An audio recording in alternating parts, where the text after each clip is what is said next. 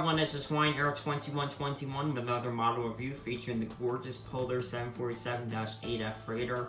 Now, I said that this was going to come a couple days after my American 787 review. I apologize about that. Just a lot's been going on lately.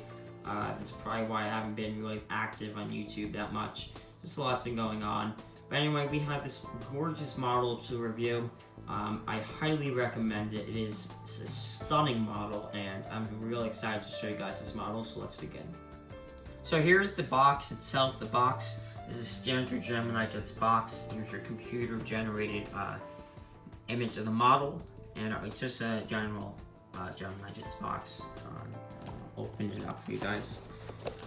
So here, if you could pause it if you would like to see this. And just in general, it's just a regular GeminiJets box. I think it's a cool box though.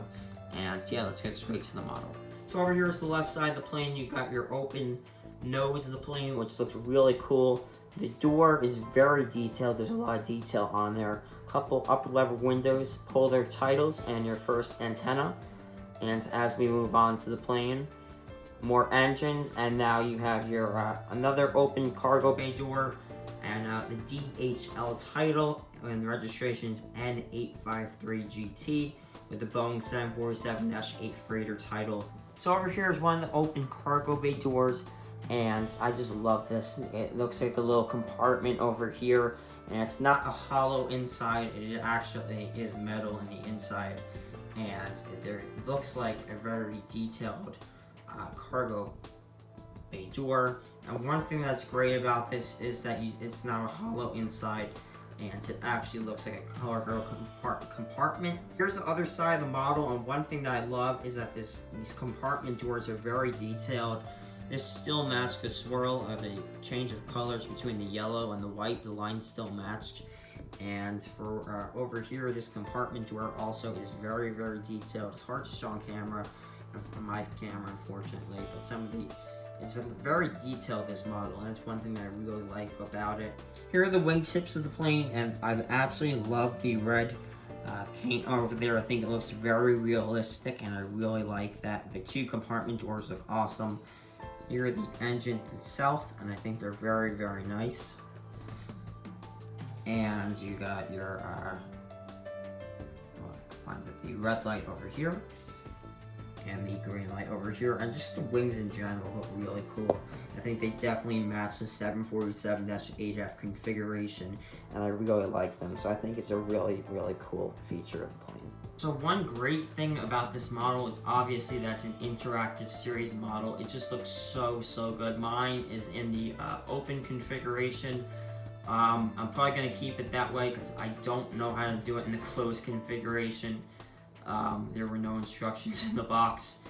And anyway, what we have here is just a gorgeous model. The polar nose right over here, and you can see that as a P on the bottom. Now, in case you were wondering, if I put this in the closed configuration, the P is still in the bottom of the nose of the plane, and it just looks very, very detailed. There's an open attachment right over here for the cargo door. One of my only complaints, if not the only complaint about this model, are the wheels. Now, the wheels itself are very detailed. When I lift the plane up, unfortunately, some of the wheels stick to the ground, but the others don't. I don't know about the 747 configuration, if that's supposed to happen, that some of the wheels stick to the ground and others don't, but I was kind of hoping that all of them would stick to the ground, just for some extra detail. The wheels do roll pretty nicely. My only other complaint about this model, which is I guess a big one, is the engines.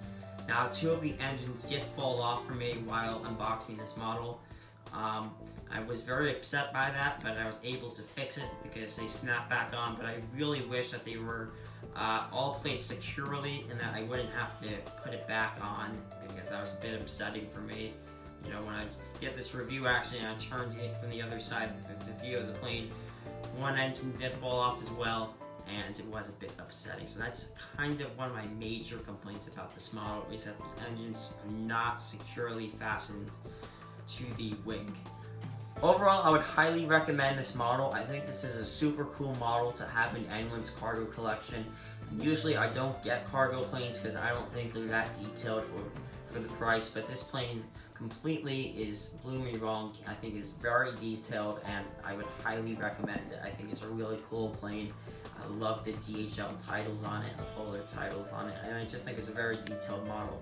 So overall, again, I would highly recommend this model before it sells out, because I think it probably will sell out on some sites because it is an awesome model. So I hope you guys enjoyed this review, and have a great day.